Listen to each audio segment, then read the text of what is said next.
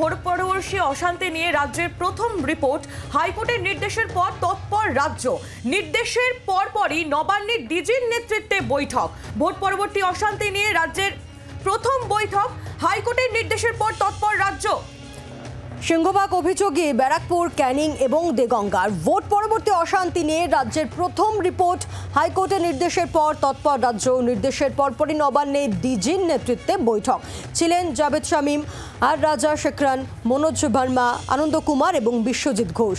সিআইডির অতিরিক্ত ডিরেক্টর বিশাল গার্গের report, 13 June পর্যন্ত ইমেল মাধ্যমে প্রায় ৬৬টি অভিযোগ জমা পড়েছে এবং যার মধ্যে সিংহভাগ অভিযোগী ব্যারাকপুর, ক্যানিং এবং দেগঙ্গার। কলকাতা হাইকোর্টে প্রথম রিপোর্ট দিয়ে জানালো রাজ্য। কথা বলবো অর্ণবাংশু নিয়োগী রয়েছেন টেলিফোনে প্রতিনিধি। অর্ণবাংশু, আর কি জানা যাচ্ছে? দেখো, কলকাতা হাইকোর্টের নির্দেশের পর আজ রাজ্য সরকার তারা কিন্তু পোস্টাল ভায়োলেন্সের যে অভিযোগগুলির সামনে আসছে তারা কিন্তু করে দেখছে যে কোনটা জাস্টিফাই, কোনটা সত্যি অফেন্স আর কোনটা আদালত রাজ্য অপরাধ নয়। তো সেই মতো তারা দেখার পর পদক্ষেপ নিচ্ছে।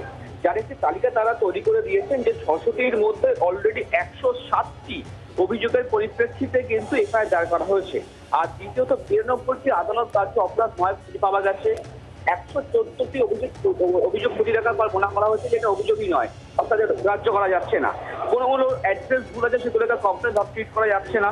এই সমস্ত হিসাবগুলো তারা দিয়েছে। তারা এটা আশ্বাস দিচ্ছেন, একটা ডিজি তিনি আশ্বাস দিচ্ছেন যে বিশাল গার্গ অতিরিক্ত ডিরেক্টর জেনারেল তাকে নির্দেশ দেওয়া হয়েছে প্রতি ৩ দিন অন্তর তিনি সমস্ত রিপোর্ট স্ক্রুটিনি করে কি ফিডব্যাক তার এগেন্সটে অ্যাকশন কি নেওয়া হলো, এফআইআর হলো কিনা, তা কিন্তু তিনি রিপোর্ট দিচ্ছেন ডিজিকে। ডিজি সেটা সবটাকে মনিটরিং করছেন। আগামী হিয়ারিং এ ডিজি আবার ডিজিকে বলবেন যে তারা পরবর্তী পদক্ষেপ নিয়েছে। ধন্যবাদ। ভোট পরবর্তী অশান্তি নিয়ে রাজ্যের প্রথম রিপোর্ট এবং এই রিপোর্টের পরই তৎপর রাজ্য। নির্দেশের পরই নবান্নে ডিজির নেতৃত্বে বৈঠক। ছিলেন জাভেদ শামীম, আর রাজা শেখরান, মনোজ ভার্মা, আনন্দ কুমার এবং বিশ্বজিৎ ঘোষ। সিআইডির অতিরিক্ত ডিরেক্টর বিশাল গার্গের রিপোর্ট, 13 জুন পর্যন্ত ইমেল মাধ্যমে প্রায় ৬৬টি অভিযোগ জমা পড়েছে এবং এই অভিযোগগুলোর মধ্যে বেশিরভাগই সিংহভাগই অভিযোগ ব্যারাকপুর, ক্যানিং, দেগঙ্গার। কলকাতা হাইকোর্টে প্রথম রিপোর্ট দিয়ে জানালো রাজ্য।